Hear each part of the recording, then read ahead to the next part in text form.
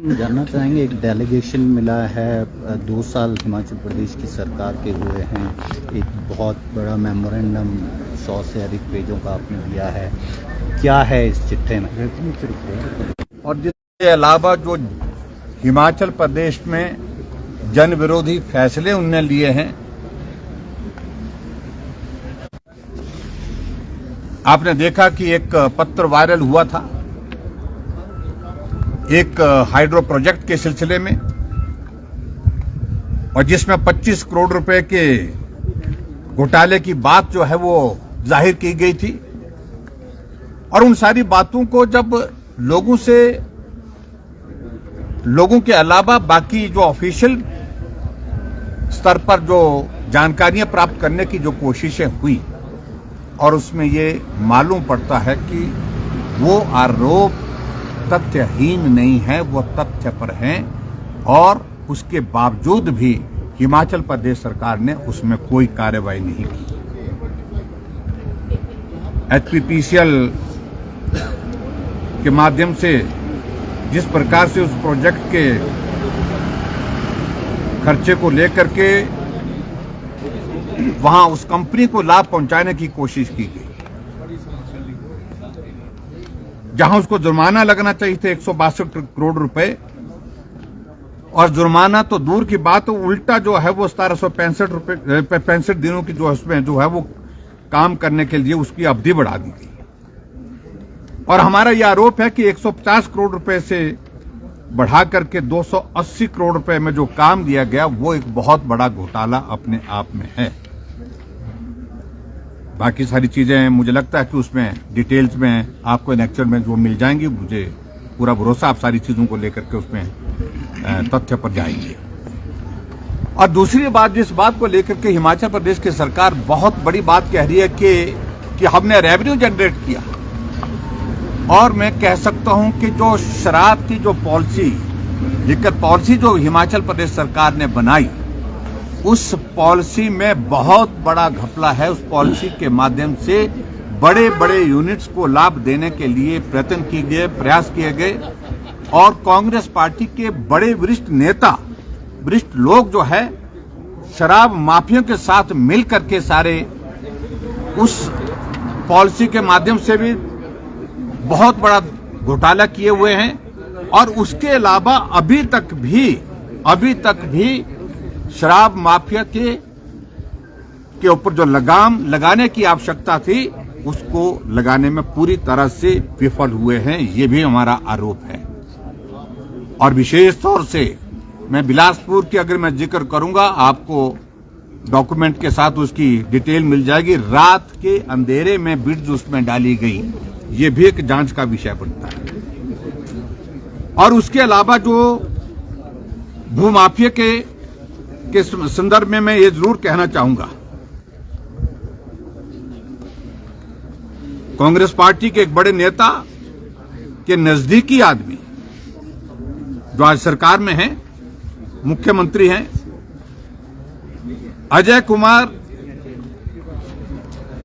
और उसके बाद वहां के तहसीलदार अनिल मनकोटिया, जो आज मुख्यमंत्री के ओएसडी हैं, अर्थात जो संरक्षण उनको सारा चीज को दे करके दे रहे हैं। दिसंबर 2023 में मुख्यमंत्री ने 400% प्रतिशत जो है इंक्रीज के साथ उस जमीन को दिया गया।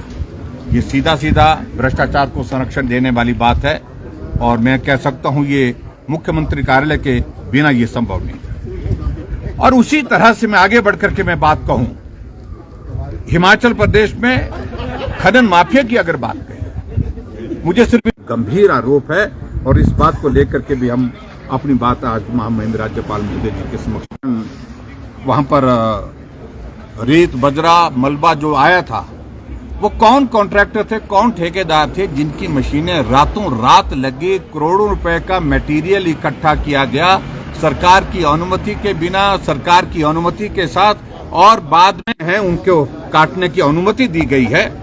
उसकी एवज में जो जिनके जो परमिसिबल भी नहीं है, जिनको काटा नहीं जा सकता, जिन पेड़ों को, उनको भी काट करके बेचने का काम शुरू हो गया है।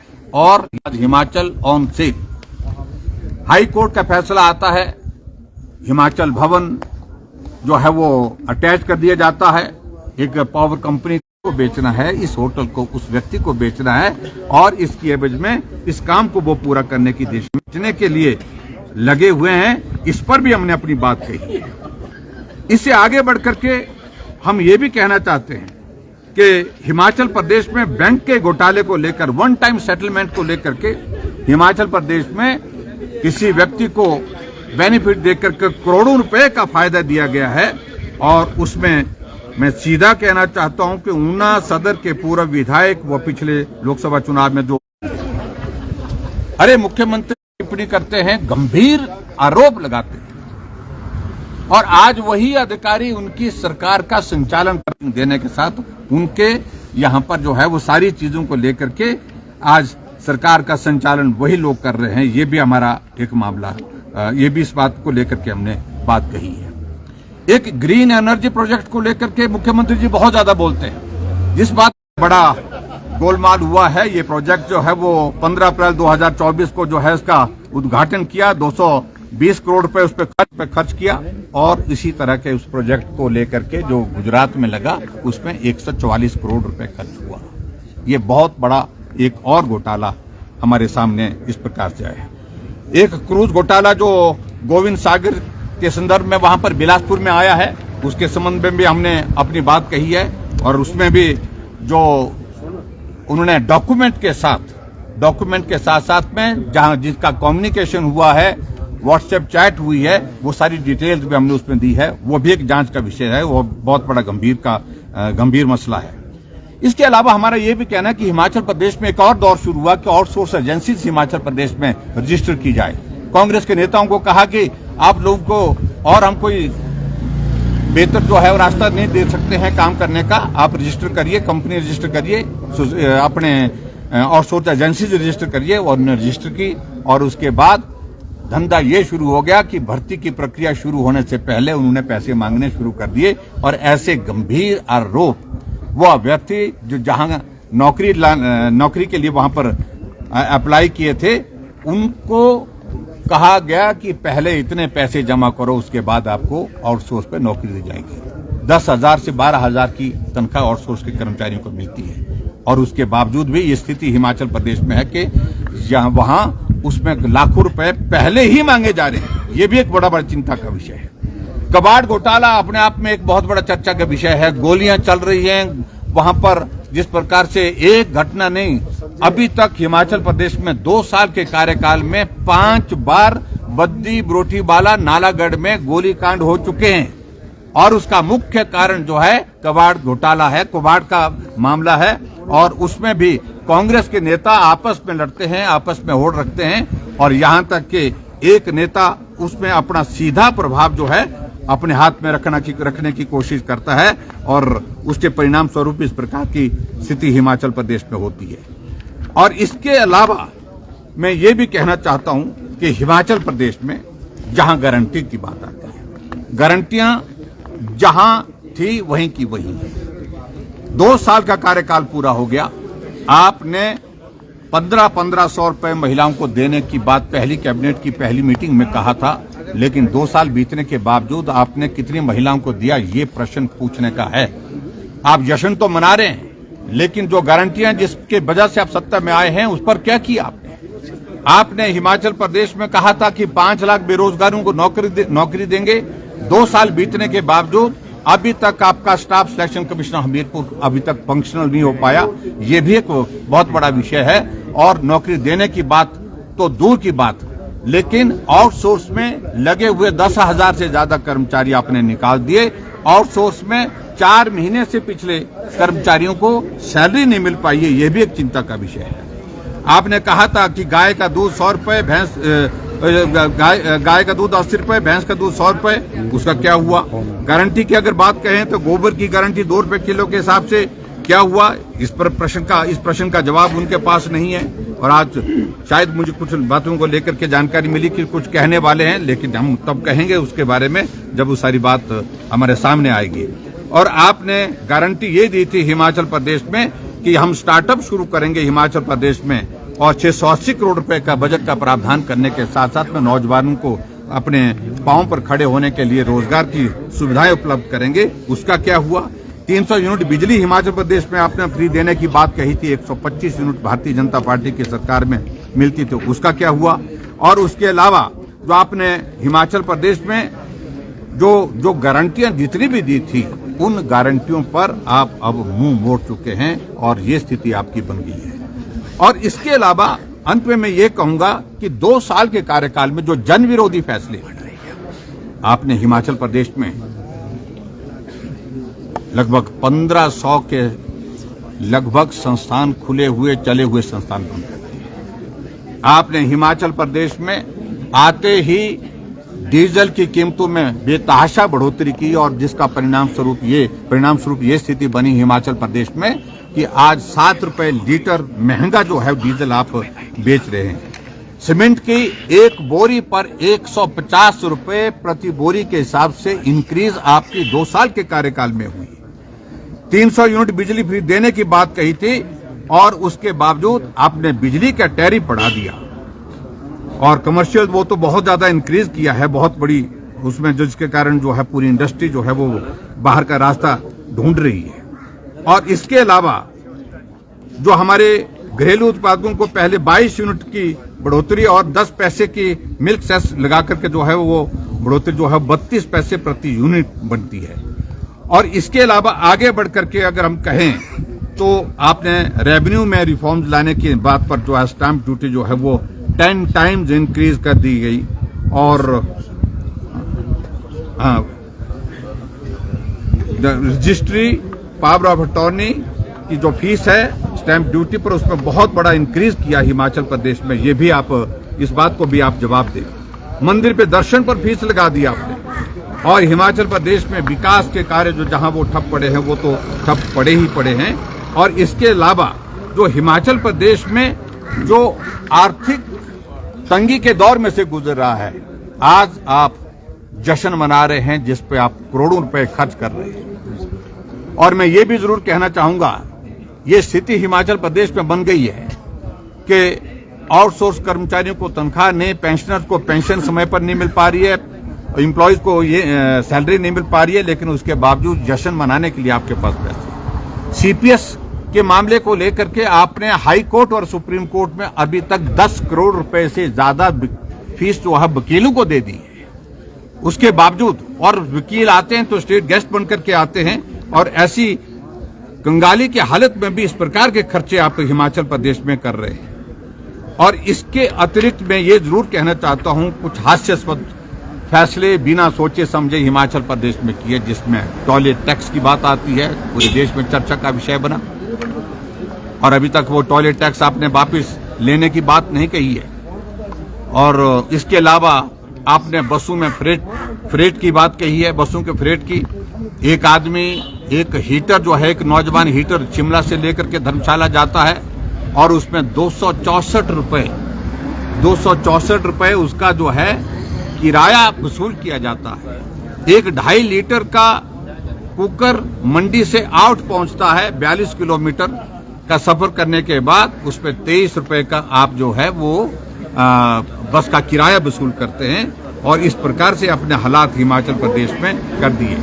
समोसा अगर जहां पहुंचना था वहां नहीं पहुंचा तो उस पर आपने जांच बिठा दी, लेकिन घोटाले इस कदर हिमाचल प्रदेश में हो रहे हैं, उस पर जांच करने की जहमत आप नहीं उठा पा रहे हैं। तो इसलिए इन सारी चीजों को लेकर के आप अपनी सरकार की जो है वो जो भ्रष्टाचार की जो काम करने की नीयत को बड़ा स्पष्ट कर रहे हैं कि भ्रष्टाचार होता रहेगा, हम उस पर कार्रवाई नहीं करेंगे। मित्रों, मैं आप सबके बीच में सिर्फ यही बातें कह करके समाप्त करना चाहूंगा। हिमाचल भवन और टूरिज्म के यूनिट्स खास तौर से, विशेष तौर से ये हम सब के लिए बहुत बड़ी चिंता का विषय बन गया। हिमाचल ऑन सेल कांग्रेस की सरकार में, जहां मंडी हाउस दिल्ली में हिमाचल भवन स्थित है, जो हमारा एक बहुत बड़ा ऐसा केंद्र है जहां हमको शरण मिलती है, आराम से पहुंचते हैं, मिलते हैं, रहते हैं। सैकड़ों करोड़ रुपए की उस प्रॉपर्टी को आपने अटैच करवा दिया बैंक के आदेश के मुताबिक। इससे बड़ा दुर्भाग्य हिमाचल प्रदेश का कोई और हो नहीं सकता। टूरिज्म के 18 यूनिट हिमाचल प्रदेश में वो बंद करने के आदेश दे दिए गए, जिसमें पर्टिकुलरली मैंने जिस तरह से मैं जिक्र किया, तो वो सीधी सी बात है, उसके पीछे मंशा बड़ी साफ है। जैसे चहल पैलेस की बात कर रहे हैं, चाहे वो मनाली का हमारा टूरिज्म का यूनिट है, चाहे वो धर्मशाला का है, जो प्रॉफिट मेकिंग है, उसके बावजूद भी लॉस मेकिंग शो करने का मतलब यह है कि आप उनको चिन्हित करके कुछ लोगों को देना चाह रहे हैं, जिसको मुख्यमंत्री ने एक साक्षात्कार में स्वीकार भी किया कि जो लॉस मेकिंग यूनिट है हम उनको प्राइवेट सेक्टर में दे देंगे। तो हिमाचल ऑन सेल कांग्रेस के 2 साल के कार्यकाल में ये सबसे बड़ा एक आरोप है हमारा कांग्रेस के ऊपर। और आज हिमाचल प्रदेश में भारतीय जनता पार्टी ने तय किया कि 2 साल के कार्यकाल में सब जगह पूरे हिमाचल प्रदेश में बर्बादी हुई है, तबाही हुई है। हिमाचल का विकास पर पूर्ण विराम लगा है और हिमाचल प्रदेश में इस तरह की स्थिति आज से पहले कभी नहीं देखी गई, जो वर्तमान में स्थिति हिमाचल प्रदेश की है, जहां विकास ठप पड़ा है, बदले की भावना से काम किए जा रहे हैं। और उसके बावजूद हिमाचल प्रदेश गंभीर आर्थिक संकट में चलने के बावजूद भी सरकार जश्न मना रही है। सब यही मुझे आप सबके बीच में कहना, इस संदर्भ में जो 2 साल की कांग्रेस सरकार का कच्चा चिट्ठा हमने आज माननीय राज्यपाल महोदय जी को सौंपा। सर, जश्न में पार्टी हाईकमान की तरफ से कांग्रेस का कोई बड़ा नेता शामिल नहीं हुआ है आज अभी तक की जो जानकारी है। लेकिन मुझे इस बात को लेकर के पहले से बड़ा स्पष्ट था कि पिछली बार भी जब कांग्रेस ने 1 साल का कार्यकाल का जश्न मनाया तो उस वक्त सोनिया गांधी यहीं हिमाचल प्रदेश में थी, शिमला थी, मेरी जानकारी के मुताबिक प्रियंका जी थे। लेकिन उन्होंने उस कार्यक्रम का हिस्सा बनना उचित नहीं समझा, क्योंकि जश्न में तब आता है कोई नेता जब कोई अच्छा काम किया हो। काम ऐसा हुआ नहीं है और यही स्थिति अब की बार बिलासपुर में भी, जहां पहले स्थान का चयन किया गया था वो ग्राउंड बड़ा था और उस ग्राउंड बड़ा होने की वजह से वहां लोग उतने नहीं आ पाएंगे, क्योंकि लोगों के बीच में जश्न का माहौल ही नहीं है। ऐसे में छोटा ग्राउंड उसमें तय किया गया है जहां वो कार्यक्रम ये कार्यक्रम का आयोजन किया जा रहा है। और दूसरी बात, सबसे बड़ी बात, मुख्यमंत्री यहां से दिल्ली जाते हैं, राहुल गांधी जी को निमंत्रण देने के लिए उनने मना कर दिया, प्रियंका गांधी को निमंत्रण देने के लिए उनको मना कर दिया, और उसके अलावा खड़गे जी को बुलाने के लिए गए तो उनने मना कर दिया, क्योंकि पार्टी की शीर्ष नेतृत्व ने बड़ी साफ सोच के साथ अपनी बात स्पष्ट की कि हिमाचल प्रदेश में 2 साल के कार्यकाल में सुखी जी के नेतृत्व में जो सरकार चली है, इसमें कोई ऐसा काम नहीं है जिसके लिए जश्न मनाने के लिए हम दिल्ली से बिलासपुर पहुंचे। सर, 5 साल पूरे करने देगी भाजपा क्या नाम? देखिए, ये हमारा काम नहीं है। हमारा काम तो सीधी सी बात है, हमारा सरकार जन विरोधी फैसलों को लेकर के अपनी बात कहने का हम वो बात कर रहे हैं, बाकी बात को लेकर के आगे कहेंगे। Thank you very much.